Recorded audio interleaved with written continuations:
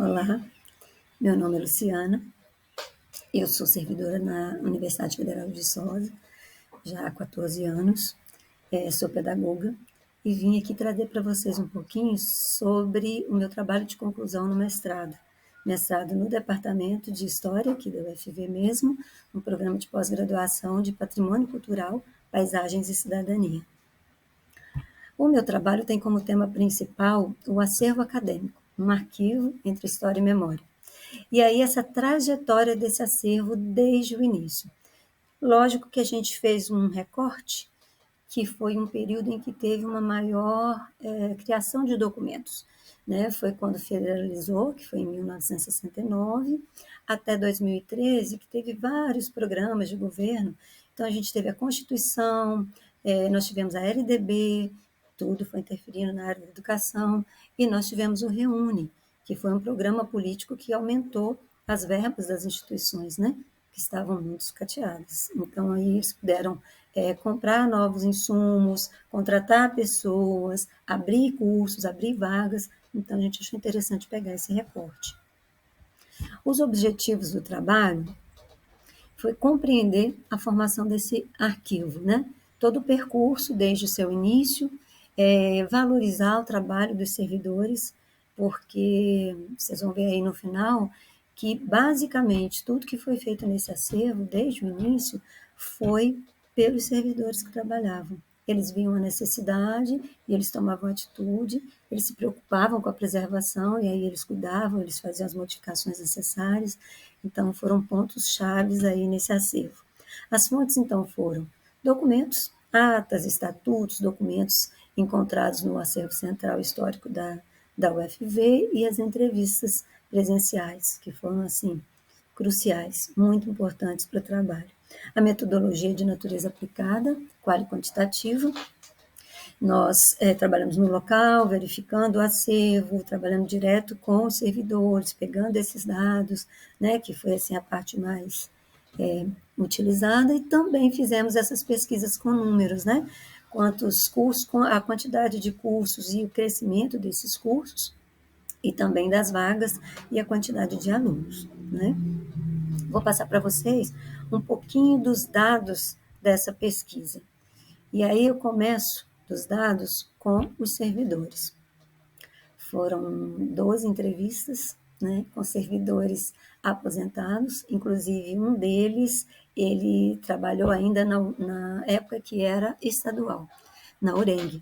E aí depois ele passou essa transição da URENG para a UFV, né? Então ele viu esse período, ele viveu e trabalhou no período da ditadura, então assim muitas histórias interessantes, né, desses aposentados e dos atuais, os que estão trabalhando, os ativos, né?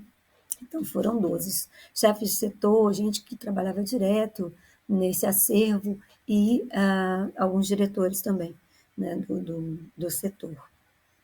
Em números, eu vou mostrar aqui para vocês dos alunos, né, a quantidade de matrículas e cursos nesse período, então a gente pode ver aí que no período de 1970 a 79 teve um crescimento, depois entre anos 80 e 90 caiu um pouco, que foi o período mesmo que acabou a ditadura, começou uma nova democracia, então demora, né, para as coisas entrarem nos eixos, mas depois teve um crescimento constante aí. Dos cursos criados, a maior quantidade foi nos anos 70, porque foi sair da escola estadual e ser federalizada. Então, teve um aumento grande de cursos. Mas depois ficou pequeno, nos anos 80, ainda por essa questão de transição, né? Da ditadura, democracia, e anos 90, com investimento aí de novos programas, inclusive, né? A questão da Constituição, da LDB, e depois continuou um crescimento aí até 2010. E o que a gente estava buscando no trabalho, né, que é conhecer as trajetórias do acervo, eu consegui chegar aí em 7 trajetórias, né, principais, assim. Em 1970, esse arquivo ficava num lugar pequenininho, e dentro de caixas, e aí os servidores viram que precisavam de uma maneira mais fácil de ter acesso a esses documentos.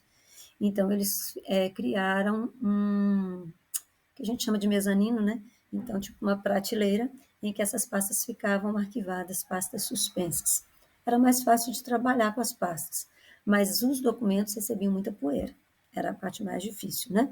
Em 1980, teve uma mudança que, como tinha muito documento, pouco espaço, resolveram fazer uma microfilmagem, que na época era tirar uma foto dos documentos e depois tinha uma máquina que lia aqueles.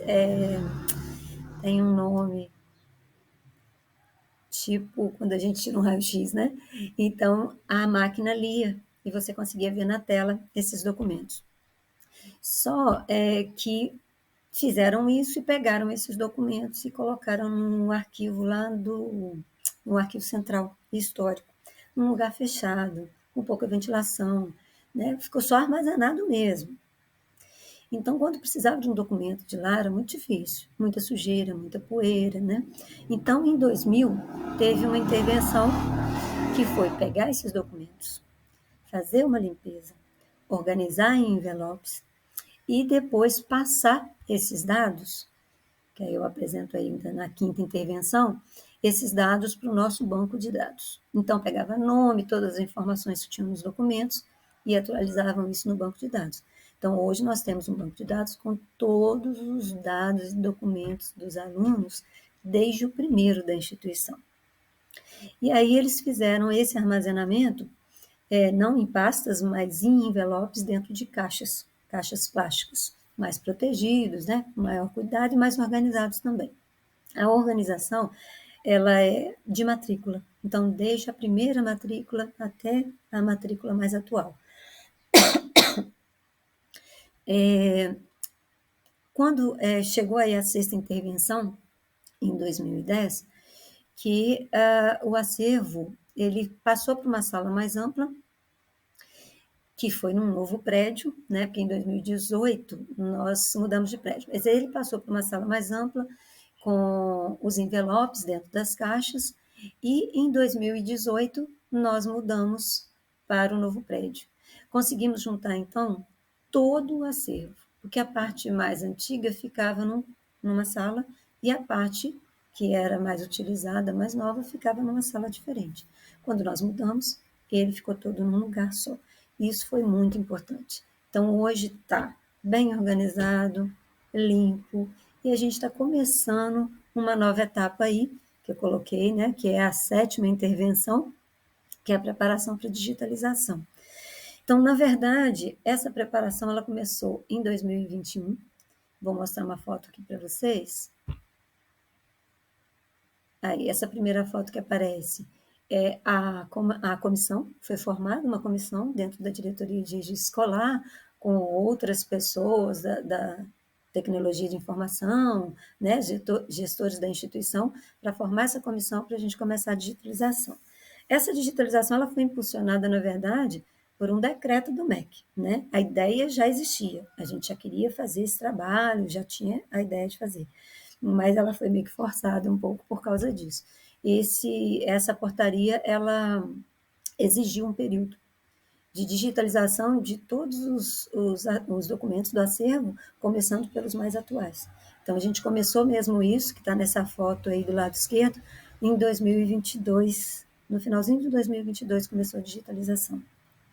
Hoje, os dados se encontram nesse GED, nesse gerenciador, e a ideia é que, depois de tudo digitalizado, ele vai fazer parte mesmo do nosso banco de dados, tá? A gente está fazendo isso separado, mas vai passar para esse banco de dados. Então, assim, tudo que foi feito desde o início até hoje foi por incentivo e organização dos servidores, né? Foi aí o nosso tema final mesmo, foi que nós chegamos à conclusão final. Muito obrigada pela atenção de vocês e espero que sejam boas informações, né?